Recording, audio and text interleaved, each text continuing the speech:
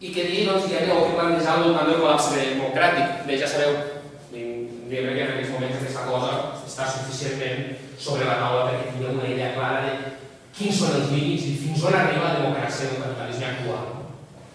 Aquest senyor d'aquí, George Soros, que és un filàntrop, i dic que és un filàntrop perquè aquesta persona guanya milers de milions especulant en els mercats financers. Per exemple, es va fer molt famós l'any 92 quan, amb les seves especulacions contra divises europees, va fer saltar la lliura esterlina del sistema monetari europeu. I no només la lliura esterlina, sinó la lira italiana, per exemple. Doncs aquest senyor que és un filàntrop, això és un filàntrop perquè guanya milers de milions especulant, però sempre destina algun milioner a fundacions socials, a aquests temes caritatius, gran filàntrop. Doncs aquest ja deia en el seu moment que els mercats voten cada dia, i això és una frase seva de fa més d'una dècada, obliguen als governs a adoptar mesures certament impopulars però imprescindibles. Són els mercats els que tenen sentit d'estat. Bé, ho hem vist recentment en el cas de l'estat espanyol, quan als inicis de la crisi tots vam veure, diguem, com les polítiques del govern, en aquest cas presidit per Zapatero, no ens tendrien a polítiques, diguem, d'expansió de la dinàmica econòmica. Per exemple, tot recordaré la llei de l'economia sostenible, els 400 euros, tots els suports a la indústria de l'automòbil. Però hi va haver un dia que el senyor Zapatero se'n va anar a una reunió a Brussel·les i quan va tornar va canviar radicalment, sense que ningú li hagués plantejat, sense que ho hagués plantejat públicament, sense que hi hagués cap debat. L'home va venir i va dir el 2010 Espanya no bajarà a la segunda divisió de l'economia. I això, segons aquest home, volia dir 50.000 milions de retallada del pressupost públic. Què va passar? Qui va decidir? Bé, diguem-ne els que decideixen les coses, els mercats, en aquest sentit, persones com aquest. La idea, per tant, és aquesta. Després ho hem vist. Després hem vist que això s'ha concretat en mesures d'un caràcter autoritari terrible en el cas de l'estat espanyol, com per exemple la reforma constitucional, en el qual si hi ha un euro suelto per l'Estat, aquest euro ha d'anar a pagar el deute. Constitucionalment, sense debat públic, sense participació ciutadana de res. Sí, si vosaltres voleu dir-ne, perquè els polítics que ho han decidit són persones que nosaltres hem delegat la capacitat de decisió. I fixeu-vos que en el colofó del que està representant la capacitat del sector financer d'imposar la seva capacitat de decidir en matèria política i econòmica en aquest moment a escala europea, doncs podem veure, per exemple, aquest gràfic que publicava fa un parell de dies el diari britànic The Independent, en el qual ens mostra que els càrrecs en aquests moments centrals de la política monetària europea estan ocupats per persones que han sigut membres de la cúpula directiva i, en aquest sentit, alts càrrecs d'un dels grups financers per excel·lència en aquest moment que és Goldman Sachs. Ho veiem en el cas de Mario Draghi, recent president del Banc Central Europeu. Ho veiem en el cas d'Antonio Borges, representant del Fons Monetari Internacional. En el cas de Mario Monti, tecnòcrata al cap del govern italià sense cap mena de participació democràtica. I ho veiem en el cas de Petros Christodoulou, antic ministre d'Economia grec, i en l'actual president també diuen un govern de consens. Lucas Papadimos. I encara en podríem veure més. Podem veure com els mercats, en aquest sentit, les institucions financeres concretes, són capaces de col·locar el seu personal dirigint els interessos de la ciutadania a tots els nivells. Està clar que la democràcia actualment és quelcom, és una farsa, però és quelcom que se'ns estan rient a la cara, no és el que se'ns està plantejant. Per tant, des de totes aquestes perspectives, està clar que nosaltres tenim present que si hem de cercar un model alternatiu de veritat, no podem fer-ho pensant en el capitalisme com a esquema, com a model en el qual ens hem de situar. Hem de ser capaços de plantejar la capacitat de superació d'aquest. Fixeu-vos que als inicis de la crisi, un any i escaig després que comencés a l'agost del 2007, en una de les primeres cimeres que es van fer a Washington, per part de Sarkozy, el president francès, es plantejava la necessitat del que ell deia refundar el capitalisme. Perquè es veien que les coses tal com s'estaven fent no eren útils per assegurar la viabilitat del capitalisme com a model. I en aquests moments plantejaven de refundar el capitalisme. Bé, hem vist que res de res, que han continuat fent el mateix, amb les mateixes polítiques, sense modificar pràcticament ni un punt ni una coma. I el que hem vist és que han deixat de ser el sector financer el que trontolla per ser en aquests moments estat el que trontolla. Per tant, diguem-ne que no hi ha hagut, ja no refundació, no hi ha hagut ni tan sols la més mínima modificació o capacitat de modificació. Però és que de la nostra perspectiva, diguem-ne el capitalisme, pensem que tindria dificultats per refundar-se tal com està, però és que encara que pogués ser possible la seva refundació, ni seria desitjable fer-ho. O sigui, nosaltres hem de ser capaços d'anar més enllà.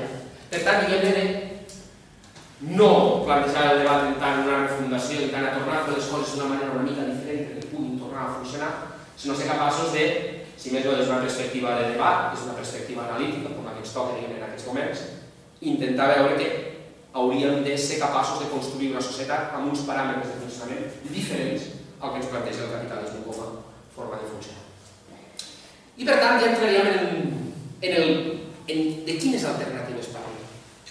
La idea és que quan vosaltres feu això en el vostre grup d'amics, en el vostre grup d'esplai, en els vostres entorns, quan els expliqueu lo malament que està el món, i els dius que això és un desastre perquè mira, passa això i passa allò i passa allò de més enllà. Sempre hi ha algun dels teus interlocutors o interlocutores que t'interpel·la dient molt bé, és veritat, està tot fatal, però i tu quina alternativa tens? I llavors tu una mica el que fas, el que acostumem a fer tots és, doncs mira, a mi em sembla que podríem fer això per la propietat, podríem fer allò, per la distribució, podríem fer això altre, i et diuen alça. Tu el que m'estàs plantejant és una utopia. Això no val. O sigui, una mica que quan et plantegen que quines alternatives tu planteges al model, sempre esperen que facis una mica allò del gato pardo, allò de Giuseppe Tomàs de Lampedusa, de canviar-lo todo para no cambiar nada. És una mica, no?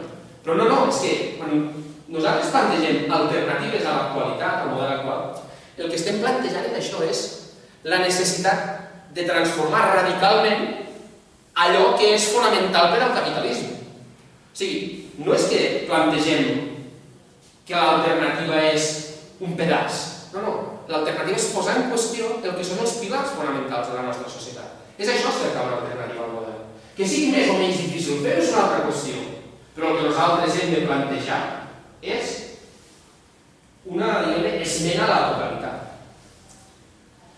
I després una altra de les qüestions fonamentals és aquesta, o sigui, quan tu estàs en el debat de les alternatives, el teu interlocutor o interlocutora sempre espera que tu li donis tot resolt. O sigui, que una mica que l'alternativa sigui com un mapa de carreteres.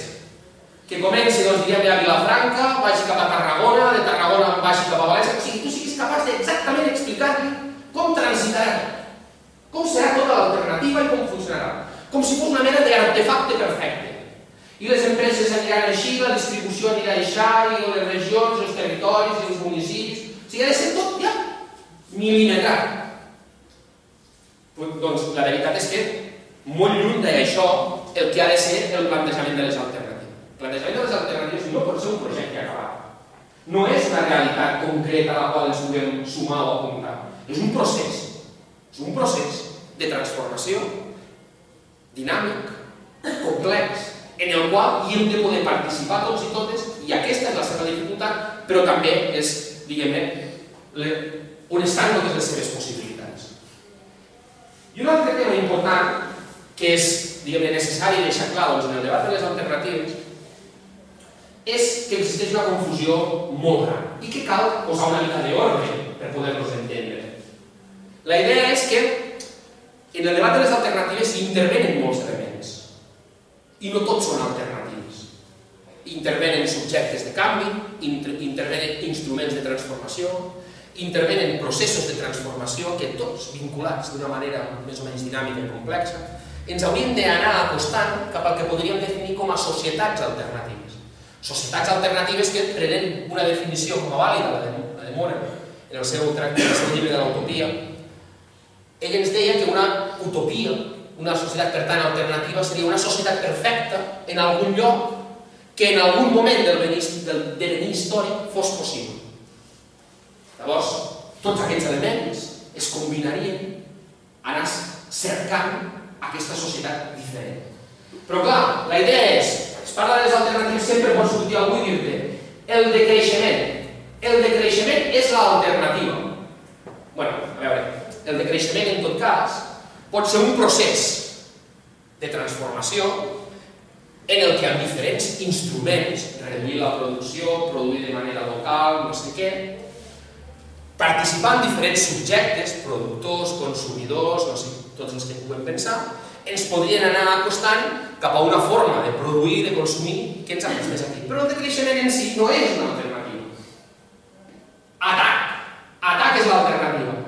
Atac no és una alternativa. Atac, en tot cas, pot ser un instrument de transformació que, plantejant un procés de transformació més o menys acceptable, com pugui ser taxar les transaccions especulatives internacionals, ens vagi acostant, diguem-ne, cap a una societat en la que aquests processos no siguin tan evidents o si més no estiguin controlats.